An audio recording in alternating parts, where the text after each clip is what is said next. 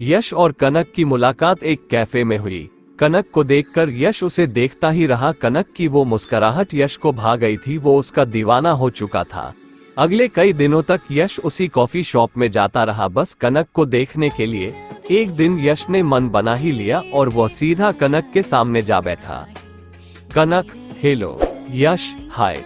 कनक, मैं जानती हूँ कि तुम यश हो और एक आईटी कंपनी में काम करते हो और पिछले कुछ दिनों से मेरा पीछा भी कर रहे हो। यश, तुम्हें ये सब कैसे पता चला? कनक, वो मेरा सीक्रेट है। वैसे भी बैठो, कॉफी पीते हैं। यश और कनक ने साथ में कॉफी पी और बातचीत भी की। यश की खुशियों का ठिकाना ही नहीं था। यश, कल कब मिलोगी? कनक, इसी टाइम बीच पर। यश, अपना नंबर तो देते जाओ। कनक, कल मिलो तब देती हूँ। अगले दिन कनक और यश बीच पर मिले। यश, मुझे लगा तुम नहीं आओगी। कनक, कैसे नहीं आऊंगी, तुमसे मिलना जो था।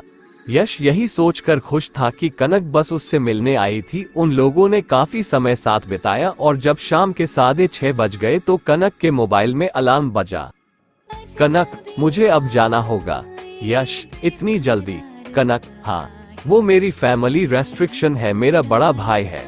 चलो अब मैं चलती हूँ। बस इतना बोलकर कनक वहां से चली गई। अगले दिन वो दोनों कैफे में मिले और फिर शाम 6:30 बजे अलार्म बजा और कनक वहां से फिर निकल गई। यश को ये बात बहुत अजीब लगने लगी। इसके बाद जब यश और कनक पार्क में मिले और जब 6:30 बजे अलार्म बजा तो यश ने कनक से कहा, यश, अरे तुम अपने भैया से झूठ बोल दो कि तुम अपने सहेली की शादी में हो। कनक, नहीं, मैं नहीं कर सकती। भैया यहाँ आ जाएंगे और फिर सब गड़बड़ हो जाएगी। इतना बोलकर कनक वहां से भाग गई। कनक के बर्थडे पर यश आधी रात को उसके घर गया। यश ने घंटी बजाई, दरवाजा खुला और वहां कनक जैसी दिखने वाले एक लड़की खड़ी थी। लड़कों के कपड़े में उसकी चाल ढाल बदली हुई थी। यश ने लड़की को कनक समझकर बोला, यश, हैप्पी बर्थडे कनक। लड़की, हे, मैं कनक नहीं हूँ। यश, क्या मजाक कर रही हो?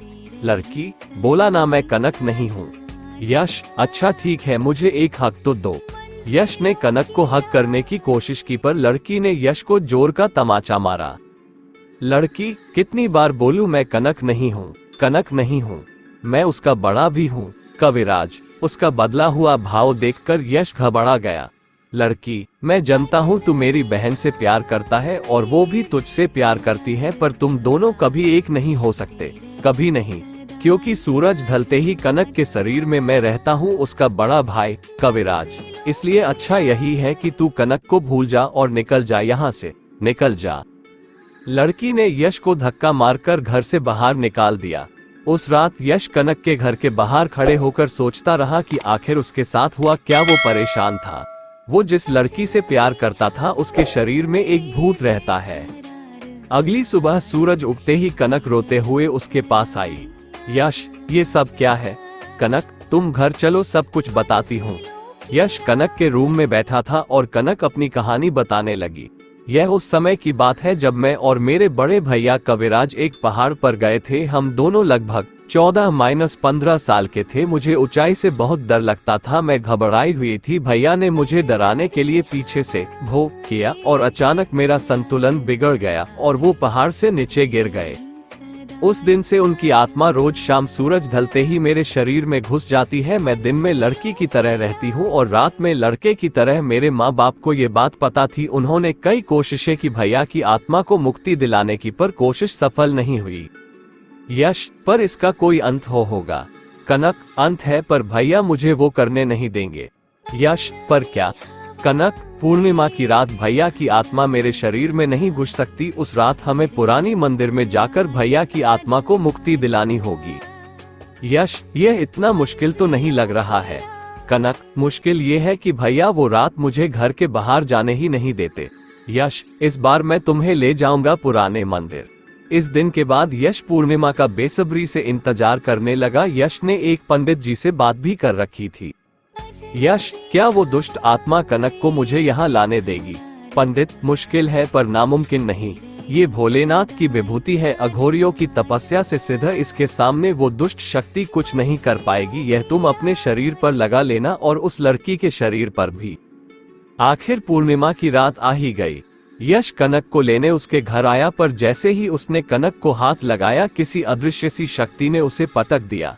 यश, कनक चलो, चलो मेरे साथ। कनक, भैया यही है वो, मुझे नहीं जाने देंगे, तुम जाओ यहाँ से, चले जाओ, मुझे मेरे हाल पर छोड़ दो। यश घर के बाहर गया और कुछ देर बाद अपने शरीर पर विभूति लगाकर वापस लौटा। यश ने विभूति कनक के माथे पर भी लगा दी। यश, मुझे पता था कि ऐसा भी कुछ होगा, इसलिए मैंने इसका भी इंतजाम कर लिया था। यश ने कनक को कार में बैठाया और वो कार चलाने लगा। कार के मिरर से कनक को काली शक्ति दिखाई दे रही थी। कनक, भैया हमारा पीछा कर रहे हैं।